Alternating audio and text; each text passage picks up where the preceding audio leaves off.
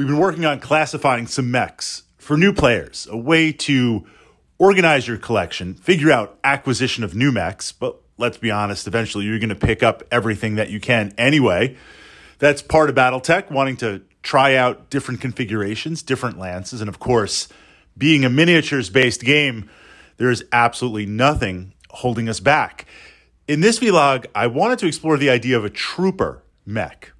And this terminology, it's classifications that I think of when I'm organizing my collection and when I'm putting together a lance. What do I want to do with this lance or this battle group? What's the role of it?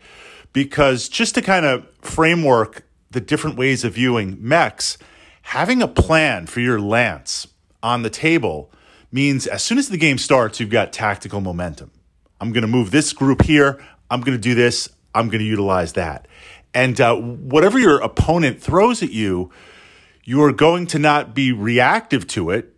I have to figure it out. You're going to be active. You're going to be pushing your lances forward or tactically, whatever they're going to do. So kind of having a plan for each mech and each group, I feel is important. Jumping in, a trooper mech. We're going to look at the Thunderbolt as an example. And the T-Bolt, for me, is a great template for a trooper mech. And of course, there's going to be this classification for all weight classes with how you kind of explore and utilize it. But this idea of sometimes in Battletech, sometimes it's who blinks first. Sometimes in Battletech, it's, look, we both have to take this center objective. We both need to be at this point on the map, and we're going in. So a trooper mech is a mech that can just hold a point, brawl, fight, a mix of weaponry that it can fire a variety of stuff, and has appropriate for its weight class. Obviously, a heavy mech is going to last longer than a medium or a light, but for its weight class, can sit there and take some damage and soak things up. Could go critical, could get hit with a headshot, crazy stuff could happen, but ton for ton, it's going to sit there and brawl and go in and take that objective. The T-Bolt kind of fits that well because, and obviously trooper mechs are easier to utilize in the heavy and assault class. Mediums, it gets a little hard. I mean, they've got some okay weapons. They've got a good mix of armor and speed, but they don't always have that staying power. But if it's medium versus mediums, you can definitely define that. But the T-Bolt, it's got a great amount of armor. It's got a variety of weapons. So on the way in, you've got the LRMs, and we're looking at stock. Obviously, variants, depending on the mech, might change things. You've got that large laser. You've got the other lasers. You've got the SRMs.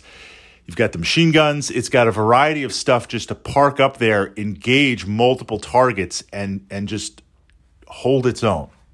Hold the line. Hold this hex space and stand there and fight it out.